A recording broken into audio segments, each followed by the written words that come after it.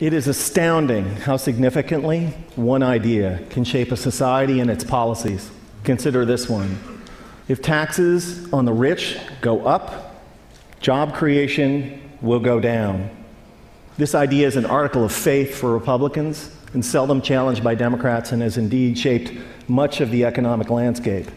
But sometimes the ideas that we are certain are true are dead wrong. Consider that for thousands of years, humans believed that the Earth was the center of the universe. It's not, and an astronomer who still believed that it was would do some pretty terrible astronomy. Likewise, a policymaker who believes that the rich are job creators and therefore should not be taxed will do equally terrible policy.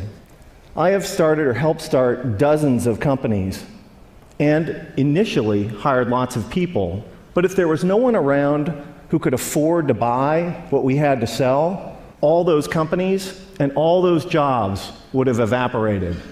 That's why I can say with confidence that rich people don't create jobs, nor do businesses large or small. Jobs are a consequence of a circle of life-like feedback loop between customers and businesses. And only consumers can set in motion this virtuous cycle of increasing demand and hiring. In this sense, an ordinary consumer is more of a job creator than a capitalist like me. That's why when business people take credit for creating jobs, it's a little bit like squirrels taking credit for creating evolution. It's actually the other way around. Anyone who's ever run a business knows that hiring more people is a course of last resort for capitalists. It's what we do if and only if rising consumer demand requires it. And in this sense, calling ourselves job creators isn't just inaccurate, it's disingenuous. That's why our existing policies are so upside down. When the biggest tax exemptions and the lowest tax rates benefit the richest, all in the name of job creation, all that happens is that the rich get richer. Since 1980, the share of income for the top 1% of Americans has more than tripled, while our effective tax rates have gone down by 50%. If it was true that lower taxes for the rich and more wealth for the wealthy led to job creation, today we would be drowning in jobs. And thank you. And yet, unemployment and underemployment is at record highs. Another reason that this idea is so wrong-headed is that there can never be enough super rich people to power a great economy. Somebody like me makes hundreds or thousands of times as much as the median American, but I don't buy hundreds or thousands of times as much stuff. My family owns 3 cars, not 3,000. I buy a few pairs of pants and shirts a year like most American men. Occasionally we go out to eat with friends. I can't buy enough of anything to make up for the fact that millions of unemployed and underemployed Americans can't buy any new cars, any clothes, or enjoy any meals out. Nor can I make up for the falling consumption of the vast majority of middle-class families that are barely squeaking by, buried by spiraling costs and trapped by stagnant or declining wages.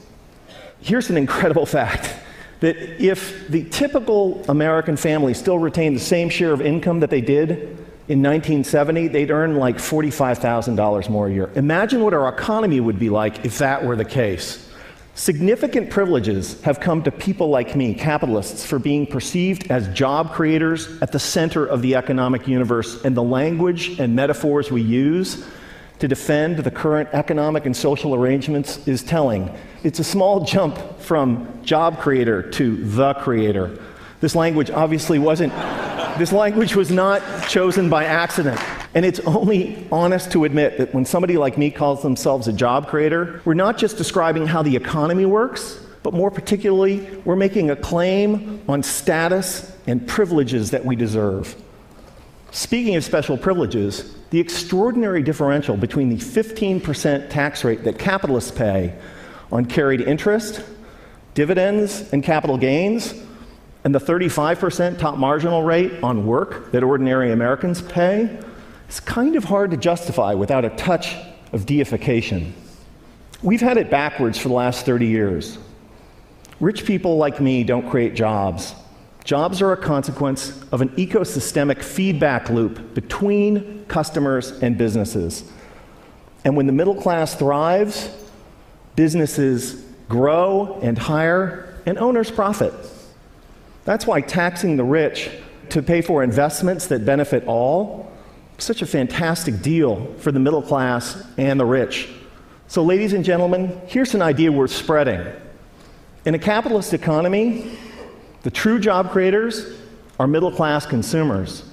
And taxing the rich to make investments that make the middle class grow and thrive is the single shrewdest thing we can do for the middle class, for the poor, and for the rich. Thank you.